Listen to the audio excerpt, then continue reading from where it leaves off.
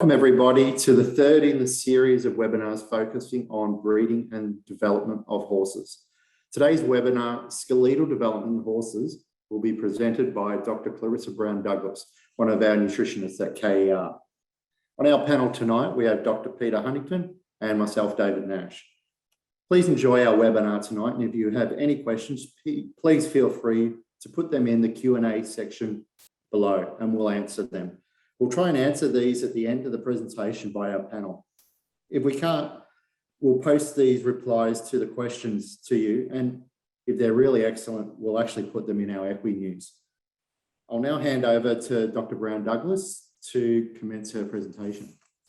Thank you, Ribby.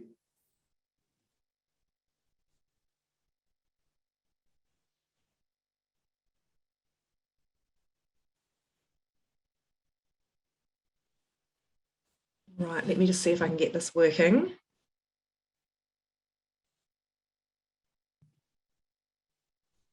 One second, team. All right, does that look like it might be, you might be looking at my screen? I hope so. My tea is not my strong point. So welcome everybody. Thanks so much for attending this, the third in our series of breeding webinars. Today, we're going to be focusing on skeletal development and skeletal disease in young horses. The seminar is going to have a few different sections to it. First of all, we'll be looking at growth rates and monitoring growth and how we grow our young horses with a focus on bone development. I'll then be looking at developmental orthopedic disease and ways we can help prevent that in our young horses. And then the majority of the talk will be focusing on some really amazing new data that we have generated recently and our ongoing research looking at the skeleton in our young horses. This graph is really common. I bust this out a lot during my growth talks, but I think it really clearly shows how we like to grow our young horses. We like to see optimal growth because horses, of course, are not growing to produce meat. They're growing for performance. So we don't want to grow them too rapidly. We don't want to grow them too slowly. So if we grow them too rapidly, we end up with skeletal problems. We grow them too slowly, they're not the size that we hope for. So there's a pretty big challenge when it comes to growing horses. They're pretty precocious animals. Pretty much within a couple of hours after birth, they're hooning around the paddock. They can reach incredible speeds very, very early on in life. And when you think about what we ask our horses to do at a very young age, the forces, the biomechanical forces on those bones and developing cartilage is pretty immense. When a foal's born, it's got a lot of growing to do. When they're born, they're 10% of mature weight. And their bone mineral content is 17% of mature bone mineral content. So there's a lot of cartilage that needs to be formed into bone, a lot of bone mineral that needs to be laid down in those bones once the foal is on the ground. When we grow our horses optimally, we aim to achieve perfect balance between nutrition and body weight so that the skeleton has the best chance of growing as strong as possible. When we're looking at bone and bone mineral content, we know that maximum bone is not achieved until the horse is 6 years of age, which is quite profound in itself, knowing what we do with working our young horses.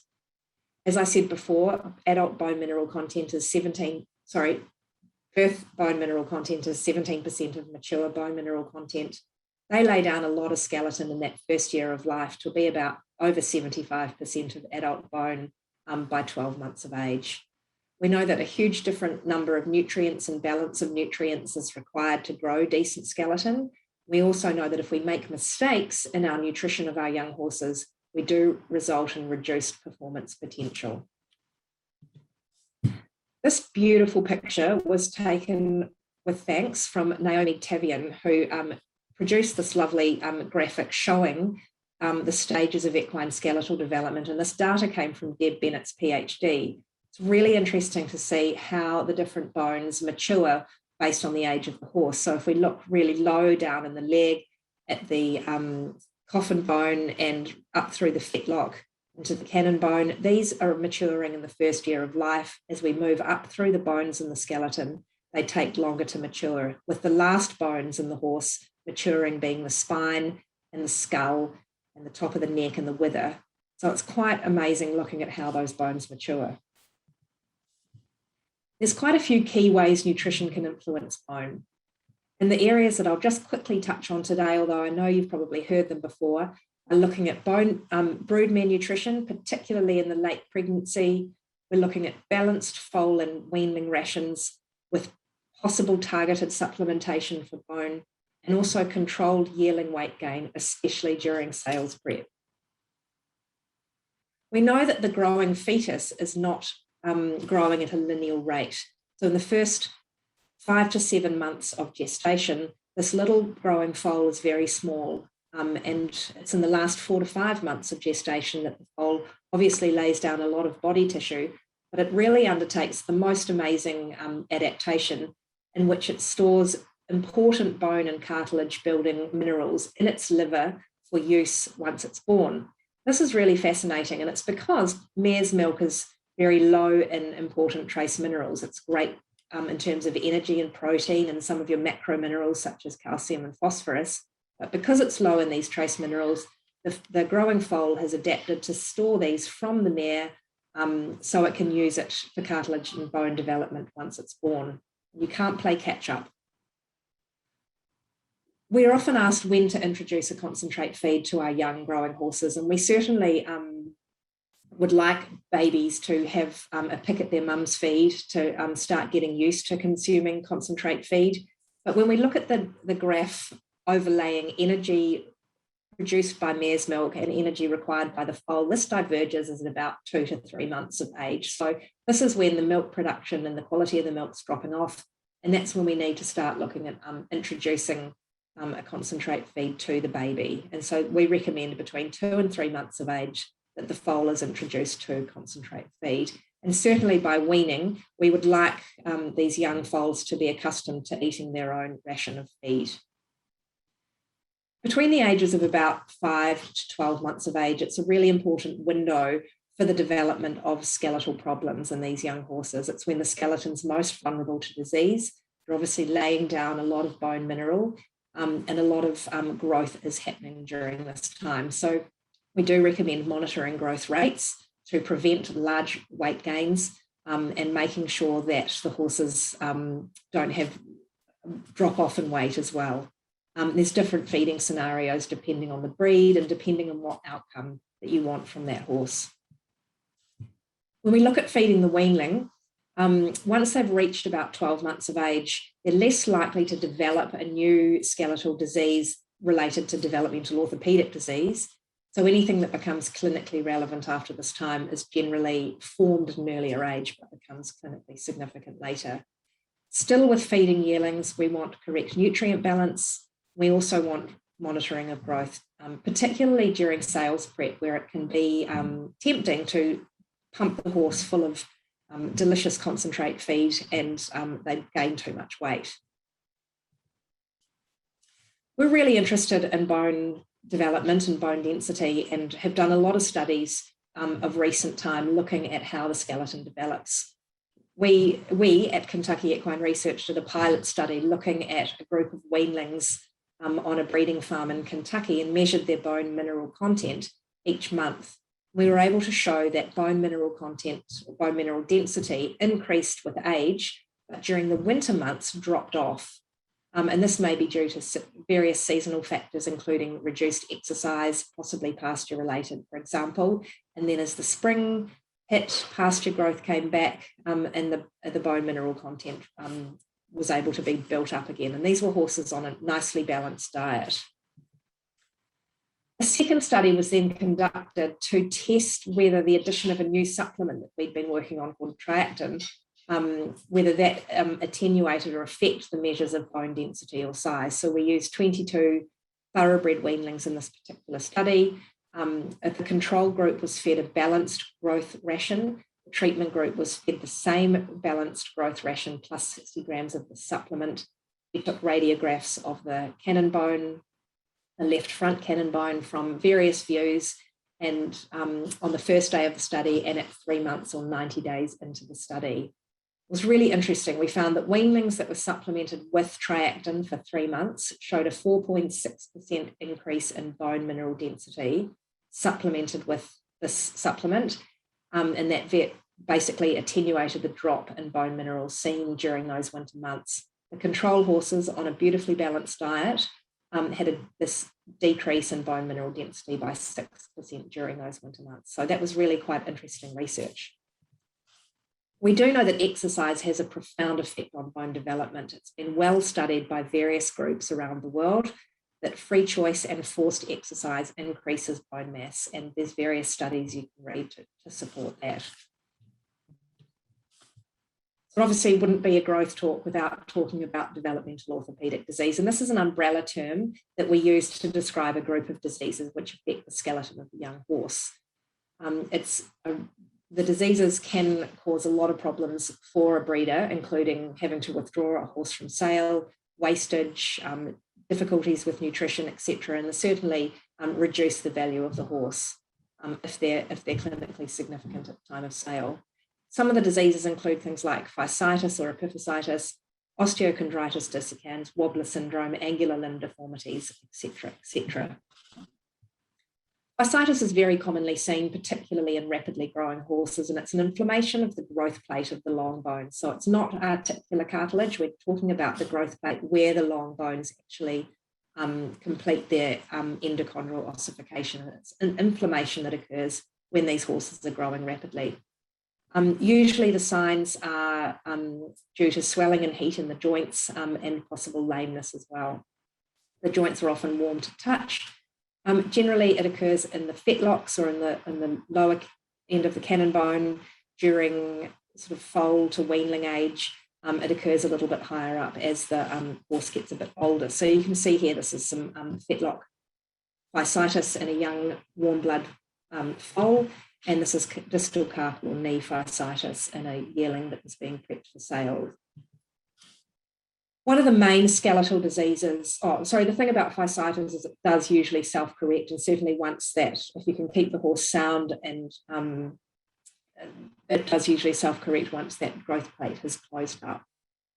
OCD or osteochondritis dissecans is a massive problem, and this affects the articular cartilage or the cartilage within a joint, and it's really a disturbance in the cartilage growth, often related to larger, heavier horses.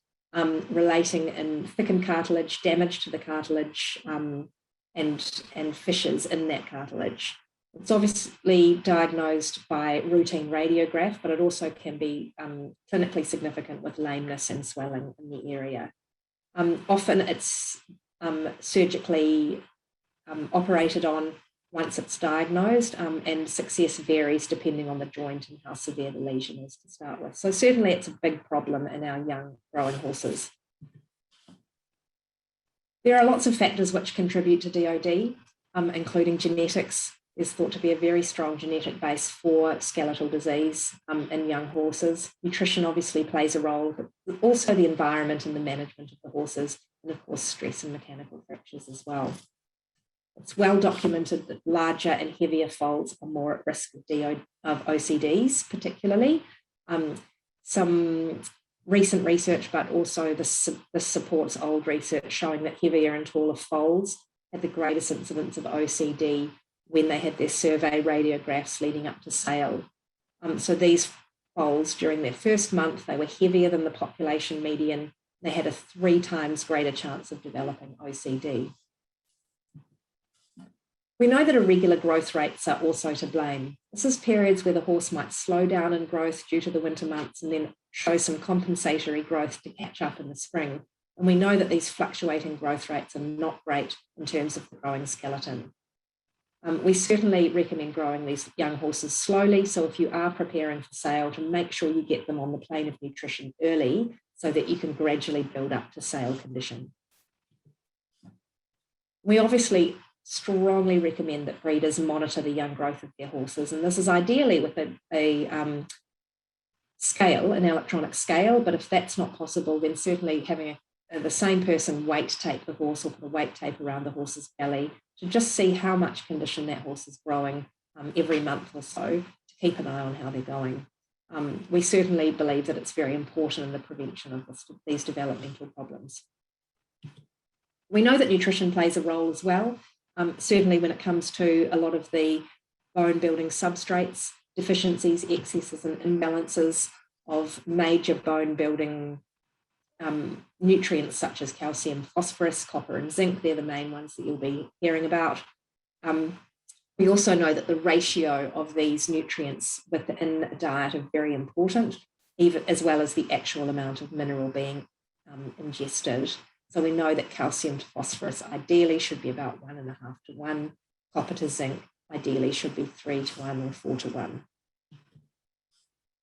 Most of the issues that we see in nutrition when it comes to specific nutrients and upsets in the balance of nutrients really often comes down to the inappropriate feed choice by the farm. So a farm might be feeding a young horse feed that has been designed for a performance horse, for example, or when straight cereal grain is used, but they're not fortified or balanced, with vitamin and mineral mix, and various other scenarios that can lead to lack of nutrients or imbalance of nutrients. So we highly recommend to work with your feed company and your nutritionist to make sure that your diets are balanced for your young horses based on the forage that you have available on your farm, so your pasture and your hay tests, making sure that we know what gaps there are and topping them up appropriately. There are also some management or feeding practices that can contribute to these bone disease, overfeeding being a huge one. We know that rapid growth rate in foals can lead to increased body fat and increased in mechanical forces on those joints, which can lead to developmental problems. We obviously know that larger foals develop OCD and also fasciitis in the growth plates. We also know that hock and stifle OCDs and specifically tend to occur in these heavier foals as well. So it does indicate that the excess weight that those poor little growing joints have to support is not ideal.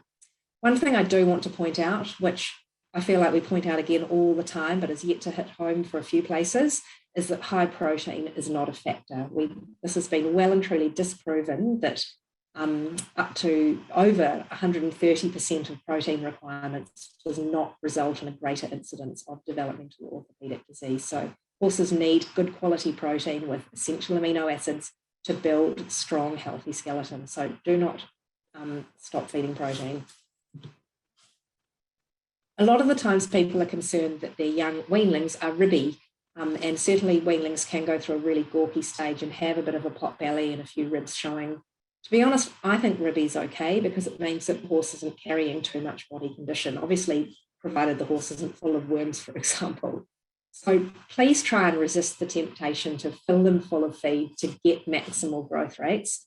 And, big apple show pony bottoms. Feed for quality. So make sure that you've got quality protein, well-balanced macro and micro minerals to feed that growing skeleton without putting on excess condition. So certainly the young growing horse will prioritise skeletal growth, but they're also quite happy to put on weight if you feed them too many calories. So we know pretty clearly that excessive calories in the diet is linked to developmental orthopedic disease. Excessive calories or energy intake leads to rapid weight gain and increased bone problems. But we also know that the source of the calories might be important. We've done a bit of work looking at plasma glucose and insulin response in young growing horses and found that weanlings that went on to have OCD had really high and relatively abnormal glucose and insulin responses following a meal. So a high glucose and insulin response was associated with an increased incidence of OCD. Now, obviously, correlation doesn't necessarily mean causation, but based on those results, unless you're prepared to go and measure every single horse's glycemic response and whether it's normal or excessive, it would be recommended to feed young growing horses lower glycemic feeds so that you can reduce glycemic response to a meal, particularly in those horses that are susceptible. So you can reduce the risk of developmental orthopedic disease through nutrition. Obviously, broodmare nutrition, the end of pregnancy is really important for trace mineral intake, monitoring growth rates during that first year of life, balancing nutrition during growth, and feeding a low glycemic feed are all tools in the toolbox. So does the skeletal disease that we find in our young horses and that we diagnose by survey and sale radiographs affect performance? We know that skeletal soundness is pretty much the most important thing for thoroughbred racehorses.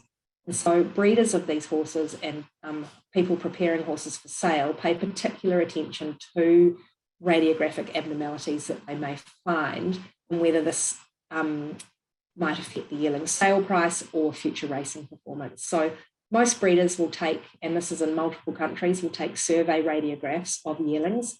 And happens in the spring of their yearling year, just out from sales prep. And it really allows them to make decisions based on the future medical or surgical treatment of those horses. And basically, when we're looking at thoroughbreds in particular, the industry expects about 7 to 10% of horses needing treatment and about 10 to 20% of horses getting radiographic findings that are or insignificant or non-significant, which will likely resolve over time. So we do know that these survey radiographs can identify a lot of problems. We do know that the radiographs right at the time of sale, which prospective buyers are able to view, often identify self-resolving or non-significant findings, and they can cause a horse to be disregarded for sale. So often they're not ideal, although we really want to nut out why some horses are disregarded, some joints are a problem, etc. So we want to know whether these skeletal findings have an effect on performance.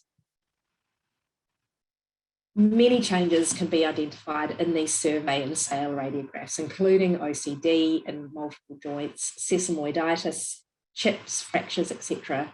But it is unclear how the incidence of these issues affects future performance and how the way the horses were managed during their growth period and development, how that actually played a part in their manifestation.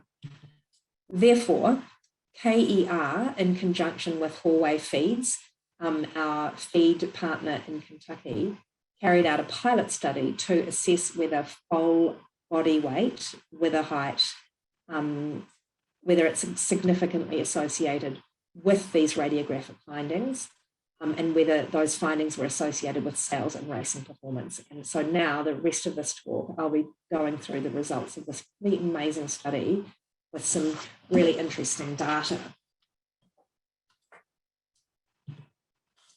The study involved 6 commercial thoroughbred farms in central Kentucky between 2013 and 2017, with a total of 318 foals in the total study. So these farms were being fed, well formulated, I'd like to say, feed and with really good, strong, solid, successful breeding programs. Every foal, just about, were weighed every 30 days and measured and condition scored every 30 days. And those data were collated in our program called GrowTrack, which allowed us to calculate percentiles and quartiles. So really essentially rank those horses in relation to the rest of the population and remove a lot of the wobble with relation to gender and month of birth, for example. The foals in the current study were obviously Northern Hemisphere bred, born between January and May, and they were very similar to the rest of the population, so the majority being born February, March and April. Every foal had spring survey radiographs taken during their first year of life to give breeders an indication on how their young horses' joints were looking and allow them time to intervene before sale. These radiographs were taking place in February and March, between the 300 and 400 days of age, depending on when those horses were born. So obviously January born horses, they were a bit older. Later May borns were a bit younger. Yearling prep generally starts about April and May, June, and the sales tend to be from September onwards. When we were looking at the data from the veterinarians who looked at these survey radiographs, there are obviously many, many definitions and descriptors of the observations made on the radiographs, which makes any study of bone-related problems quite tricky. And as you can see here, here's just an example of the dozens of descriptors used for OCD. So we were able to work with all the descriptors and decipher exactly what OCD was going to be. And so all the summary coming up will be OCD and one other issue with sesamoiditis. So with our spring survey radiographs, we show that there was a 16% incidence of OCD in these spring survey x-rays. So a quarter of these were in the fetlock, 43% in the hock, 32% in the stifle. Interestingly, a few months later, when the sail radiographs were taken, the incidence of OCD in the sail radiographs was quite low. And this was either due to the lesions being repaired surgically, following identification in the survey that you can see on the screen, or resolution without surgery, so they just self-resolved, or if the lesions were still present, the breeders obviously had the option of withdrawing the yearling from sale. What we did find was some interesting results looking at the body weight of these horses at various ages and their incidence of survey OCD. So the incidence of OCD at survey in very small foals was low. So you can see here on this graph, the green bars represent the 4 quartiles of foals. So essentially, if you took all the foals in that study that were weighed between 0 and 30 days, you divided them up into a big group and then divided that group into 4. That's what our 4 quartiles are in terms of body weight. So the first quartile are the lowest 25% of that foal population. The second quartile is the 25th to the 50th percentile, et cetera, et cetera. So the fourth quartile, the heaviest 25% of those foals. So you can see here in that particular green bar that we've got a much greater incidence of OCD. 44% of the foals in the third quartile went on to have OCD during survey. So you can see here that the larger foals tended to have a greater amount. The smaller foals had a much lower incidence of OCD at survey. These 2 graphs show the incidence of OCD by quartile foal weight on the left and foal height on the right, divided by the various joints that the OCD was diagnosed in. So we see that the incidence of OCD in the first and the second body weight quartile foals, so the graph on the left, was compared to the 24% and 22% of the horses that were above average in weight. So essentially, we had smaller foals with less incidence of OCD. During their first month, foals that were heavier than that population median had a 3 times greater chance of developing OCD.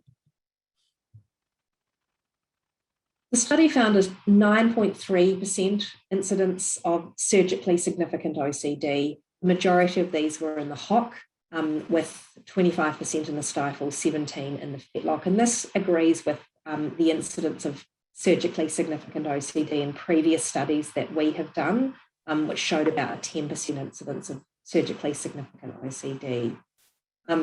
As with the survey OCD, foals that were heavier than the 50th percentile, which is the median, during their first month of age had a 3 times greater chance of having OCD surgery, which does suggest that mechanical forces from these big foals are to play. What we also found was that birth month had a really significant effect on OCD. So foals born in April had an increased incidence of OCD in both survey and sale radiographs.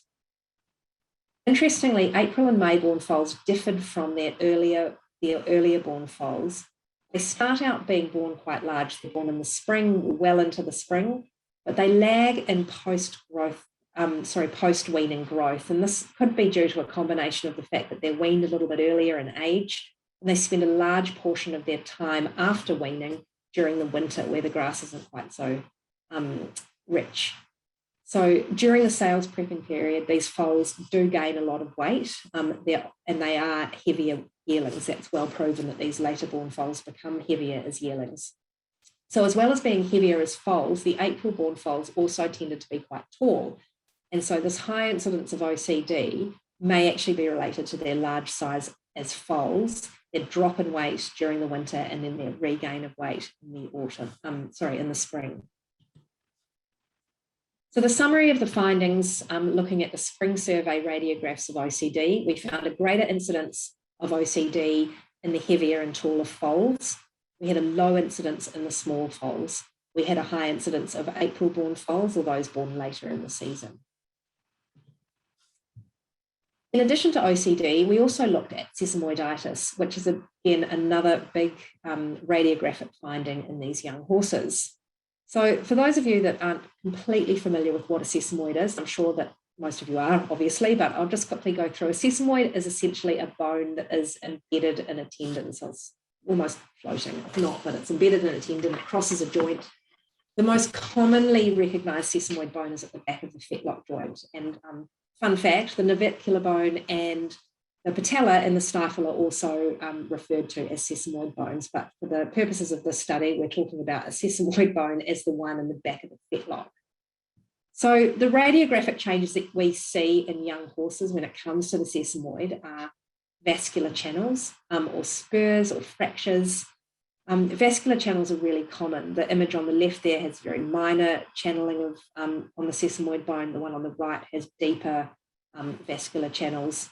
They can be short, thin, regular, wide, irregular. They vary on where they happen on the bone, but they also represent an area of inflammation, or they can. And then certainly inflammation of the sesamoid and identified vascular channels that are irregular and large will be referred to as sesamoiditis. But again, there were a lot of descriptors of sesamoiditis in this study. So here are some of the descriptors that the vets used to diagnose sesamoiditis, which we had to wade through and collate in this study. Interestingly, with sesamoiditis, we found during the spring survey radiographs, 24% of the horses had diagnosed sesamoiditis, 16% at the sale radiographs. Most of that sesamoiditis was described as mild, which is interesting. What we found that yearlings with sesamoiditis in their surveys were of average weight and height as foals. Their body weight did not change significantly as sucklings or weanlings. So sucklings are young horses on their mother, weanlings, obviously weanlings. However, yearlings that had sesamoiditis in their sale radiographs were of average rate as foals, but they gained weight as yearlings, so they put on a lot of weight during that 12-month plus age group, which was really interesting. They were significantly heavier at sale time. We found that February-born yearlings had the greatest incidence of sesamoiditis in their spring survey x-rays. This was in contrast, obviously, to the OCD data that was in the later-born foals.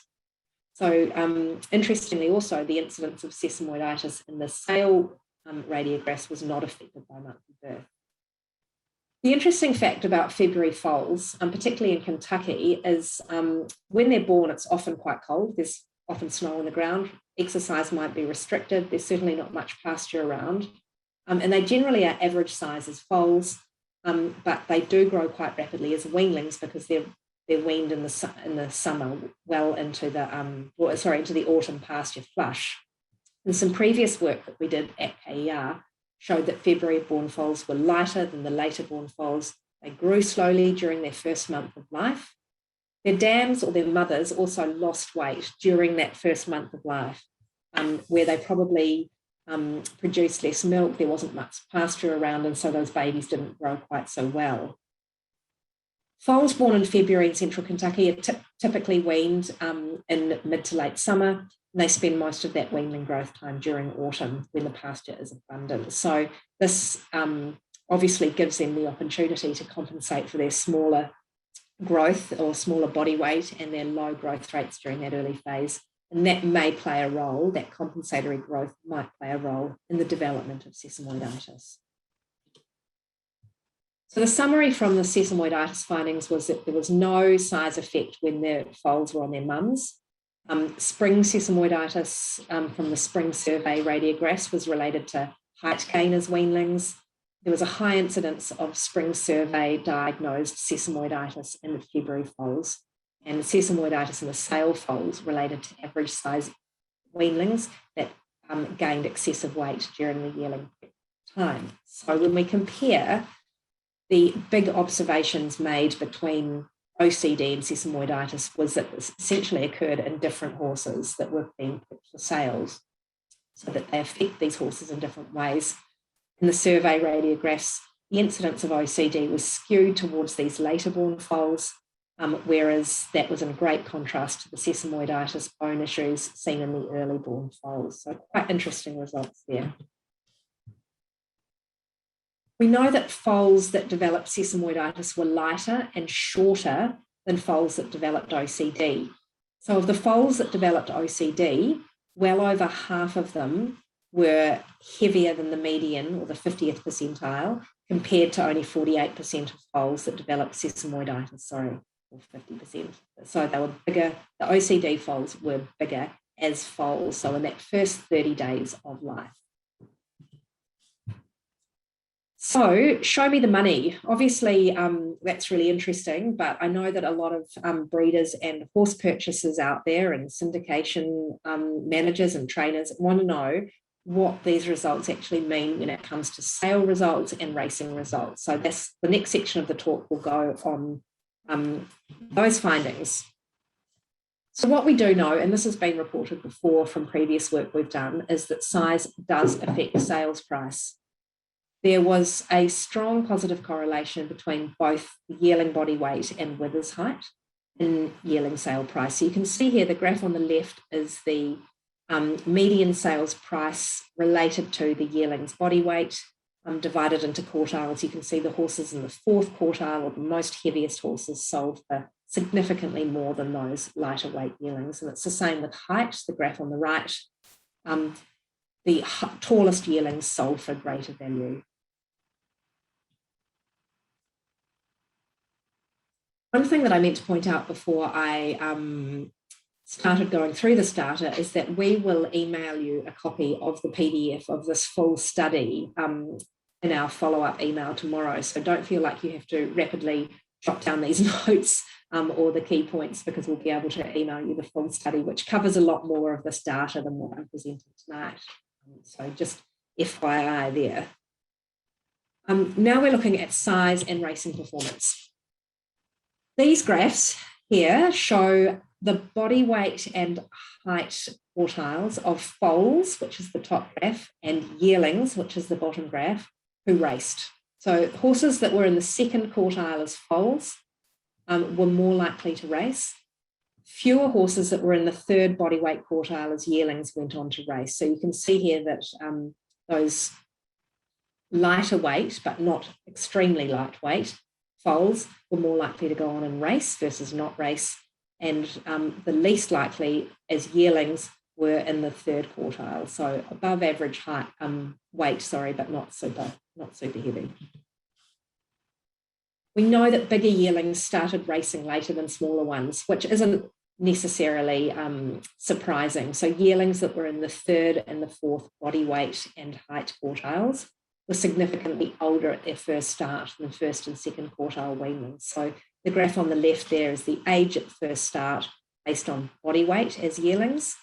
The graph on the right is the age at first start based on height. So you can see here that the third and the fourth quartiles, or those that were above average height and weight, started older. And that's really probably just being due to, these taller, heavier, rangier yearlings take a little bit longer to fill out that frame and develop and mature before you can actually think about racing them. They're gangly and need to grow out a bit. We found that there was a higher percentage of horses that raced that did not win, represented in the higher weight and height quartiles as foals and yearlings. So these graphs show non-winners from starters, so the horses that went on to start but not actually win anything. And these the bigger horses didn't win. So they were big, they might have sold well at yearling sale, but they didn't necessarily go on to win. That was interesting. When we look at horses that actually won, we found the highest percentage of winners were in the second quartile for body weight and height as both foals, so between 0 and 30 days, and as yearlings. So that's really quite interesting that the lowest number of winners were from the first quartile for height and foals. So these little short foals didn't necessarily go on to win, but the not so giant ones went on to do very well, so below average weight and height. When we looked at the data based on stakes winners, we found that there were few stakes winners in the first quartile for weight or height as either foals or yearlings. So again, these graphs are stakes winners. The top graph is the foal, body weight and height, different quartiles. So again, the heaviest down to the lightest. The bottom graph is the yearling, body weight and height. And you can see here that very few stakes winners were produced from these very small foals or yearlings, but the majority of stakes winners came from the second quartile for both foals and weanlings. So again, below average weight as foals and yearlings, but not the smallest.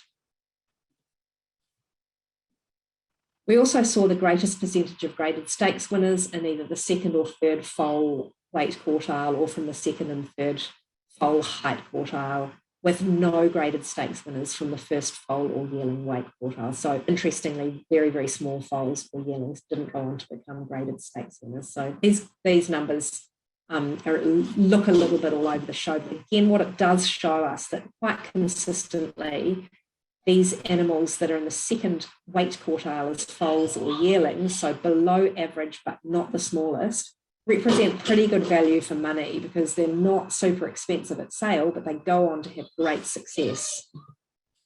So how do these radiographic findings affect sale price? Please excuse the three relatively crowded tables here, but they need to be looked at on the same screen, but I'll work my way through them to explain what you're looking at. So essentially, the average price of all the yearlings in this study averaged out at $172,984. The median price was $76,000. If we look at the top box, the green box, we're looking at spring radiographs. And you can see here that yearlings that had hock and fetlock OCDs in their survey radiographs sold well above the average and medians. You can see here that yearlings with stifle OCD in their survey radiographs sold for a lot less than the study's average and median. So the stifle OCDs weren't very good. If we look at the sale radiographs, so that's the red box, you can see that very few yearlings were actually presented at sale with OCD lesions in their sale radiographs, and this is due to a few reasons. We see that 2 yearlings had stifle lesions. They also had OCD evident in their survey radiographs, and there were no yearlings with hock OCD at sale, 4 yearlings with fetlock OCD. So the hock OCD situation is interesting, and it really indicates that hock OCDs that were identified at survey either self-resolved or were operated on and healed, or the horses were withdrawn for sale, so not presented to sale during at yearling sale. The fetlock lesions that we see at sale, those 4 fetlock lesions in that red box, were not actually the same horses that showed fetlock OCD in survey. So that indicated that those fetlock lesions occurred during yearling prep. And certainly yearlings with fetlock lesions sold above the study's average and median price, but the 2 yearlings with stifle OCD did sell pretty poorly. So the results of this study do suggest that hock or fetlock OCDs don't negatively affect sales price, but you have to remember that a lot of these hock OCD yearlings either were withdrawn from sale or were corrected during the yearling prep phase. So although the numbers look good, there weren't that many horses there suffering from that. So it also indicates that purchasers are more willing to accept fetlock OCD in sales radiograph because there were 4 yearlings presented for sale with diagnosed fetlock OCD in their sales radiographs and sold for above average. So that was either mild or that the purchasers were happy to accept that risk. So how do these radiographic findings in these survey and sale radiographs, how do they affect racing performance? I guess this is the crunch point here.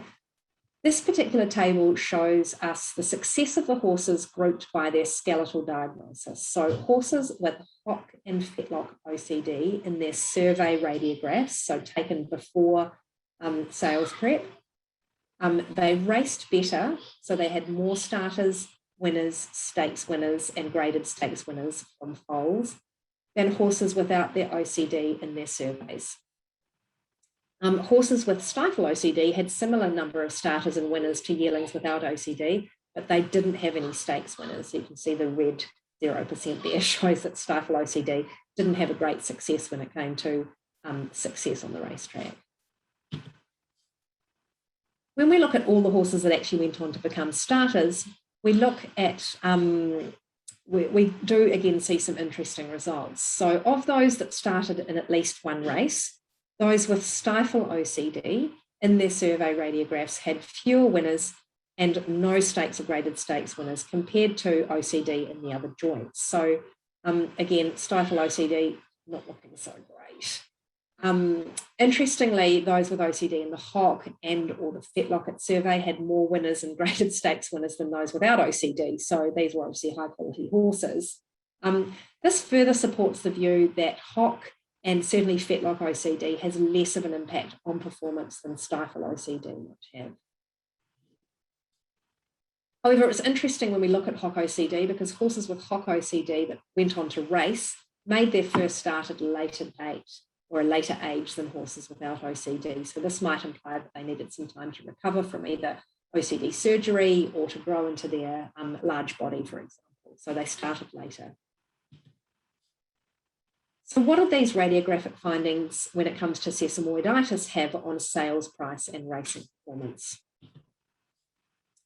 These graphs show the median and the average sales price for yearlings based on their sesamoiditis status at survey and at sale. So the different coloured bars represent the sales price, whether they've been diagnosed in the spring or at the sale, or whether they didn't have any sesamoiditis. So you can see that yearlings with sesamoiditis sold for about 70% of the average and 97% of the median of yearlings that sold without sesamoiditis. So it did have a negative effect on their sales price. When we look at radiographic findings, specifically sesamoiditis and racing performance, again, we see some interesting results.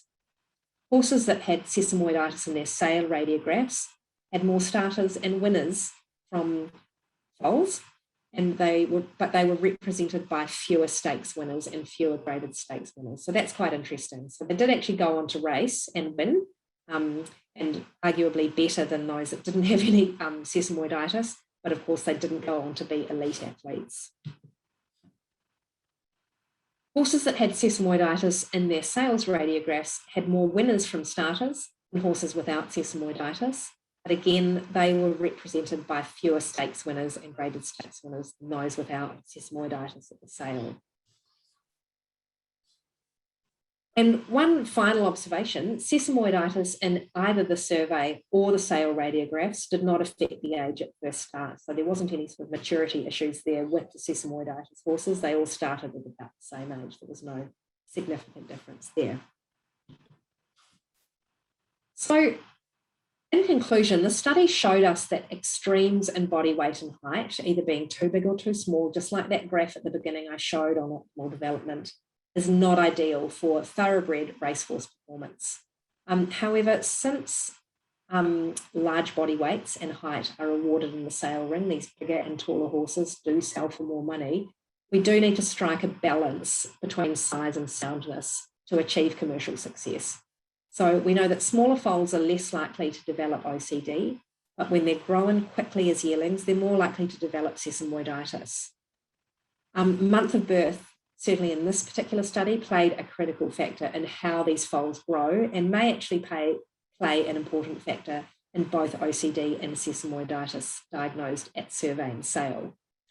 We found that these February-born foals were born small, they grow faster once they're weaned, they have a higher incidence of sesamoiditis at sale, which is the opposite for the later born horses. April and May foals, they're born large, they lag post-weaning and may experience compensatory growth during sales prep and have a higher incidence of OCD during sale and survey.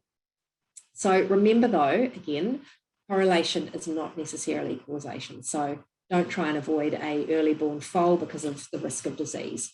Remember that things like adjusting mare intake, maintaining consistent growth with later born foals post-weaning may help reduce the incidence of skeletal disorders, etc. So It doesn't mean that they're going to go out and have these diseases. We can manage them to prevent them. The results, again, confirmed what we suspected and knew about larger yearlings selling for more money. And those that were below average weight as foals and yearlings had the highest percentage of winners and stakes winners. So that's quite interesting. So they do represent quite good value for money, those that are below average, but not the tiniest.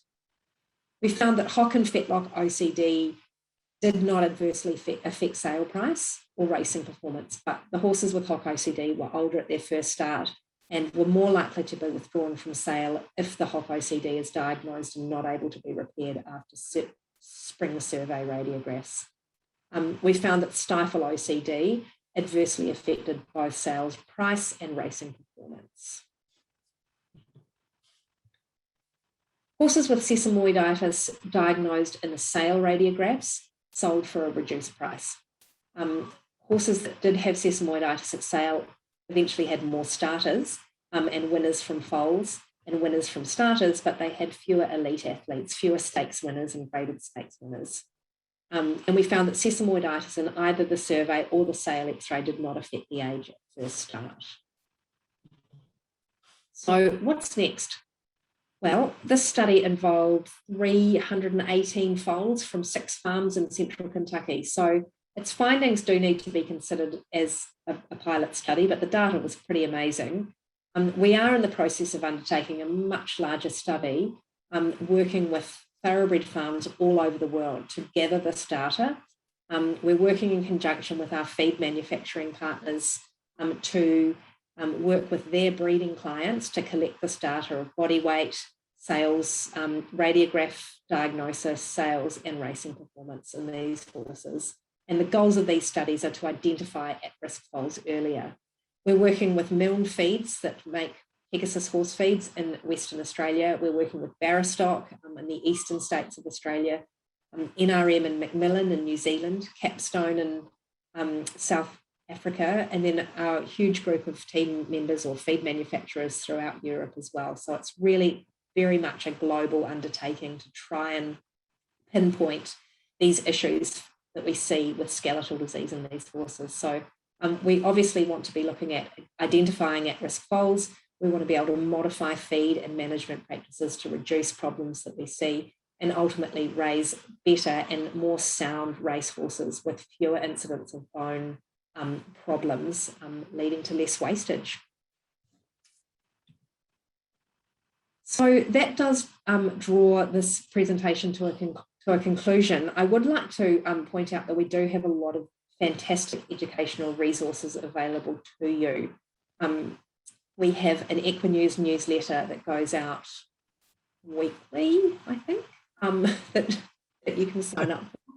And we have a free diet analysis program and nutrition consultations. So we actually can, we work with anybody that is interested in our help, but we can certainly work very closely with a lot of top breeders around the world to work with the roughage and forage that you have available to really tailor down your breeding program. We can provide you with the growth management software so we can help you get sound, well-grown horses to sale and ultimately for success on the racetrack. So on that note, I would like to potentially stop sharing my screen, pull up my colleagues, David and Peter, who need to stop drinking their wine now, and ask any questions.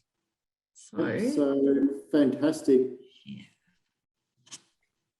talk, Clarissa. We've got a few questions, and just as you changed that, it changed where those questions were sitting. Oh, sorry, I'm sorry. Okay.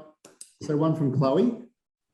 Can you prevent epiphysitis with correct nutrition or reverse it? I'm looking at a foal and the grading noted mild epiphysitis in the hind fetlocks, not yet 6 months old. So it's not been weaned yet. Also had not had x-rays, but wondering how much concern this is. All right, so physitis in the hind fetlocks in a foal, has it been weaned? Sorry, I didn't hear.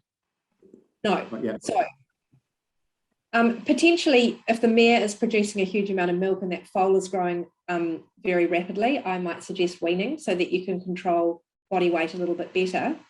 If the foal is lame with that Ocitis in the fetlocks, I would recommend restricting exercise and putting that foal on a balancer that has good quality protein, vitamins and minerals, but reduced calories. So providing them with about 70% of their recommended energy intake will help slow the growth rate down and allow those little developing joints growth plates to catch up with what's going on. So that's my recommendations, but we might ask Dr. Peter Huntington if he's got any other suggestions. I think a lot of that, can relate to conformation. Sometimes that sort of thing can relate to pregnant mare diets that perhaps aren't as well balanced as they might be. And so you look at both of those things, and they grow out of that sort of deal. So it's I don't think it's the end of the world for most of them. Great. One from Zia. Let's reshape this one. In other animals, do they have a chance of OCD due to being heavier? In my background, yeah, I've seen that in broiler nutrition, pigs, and a lot of other poultry species as well. So definitely, the harder you push those animals on a underdeveloped skeletal system, the more chance that you're going to have of having issues. What have we got? Another one from Chloe.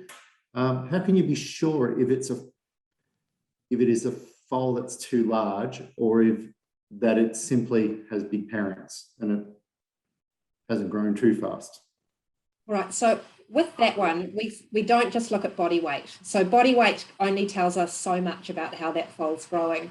We also look at height, and we also look at condition score. So the condition score tells us how fat the animal is, or how much body fat that skeleton is carrying. So using those three values, we're there, and then obviously looking at the horse, we're able to say whether that's growing rapidly and putting on too much fat, or whether it's just a big boned, big animal based on genetics. And again, there's breed types which tend to be heavier, and so we obviously take that into account. So yeah, there's certainly a genetic factor involved, but we do look at condition score to make sure it's not just fat that's being laid down.